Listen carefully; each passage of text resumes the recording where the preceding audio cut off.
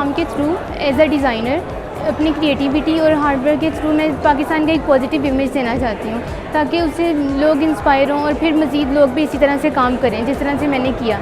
क्योंकि टैलेंट की कमी नहीं है पाकिस्तान में, लेकिन लोग बैठे हुए हैं घरों में, उनके पास भी वो टैलेंट है लेकिन वो उस तरह से प्रमोट नहीं हो रहा, वो दब जाते हैं। बहुत सारे डिज़ाइनर्स हैं, उन्होंने डिग्री तो ले ली है लेकिन अभी वो उस तरह से घर बैठे हुए हैं जिसमें कोई ऐसा प्लेटफॉर्म नहीं दिया जा रहा। गवर्नमेंट को चाहिए कि वो इंटरनेशनल लेवल पे गैलरीज में उसे प्रमोट करवाएं, ताकि पाकिस्तान का एक अच्छा इमेज बिल्ड हो।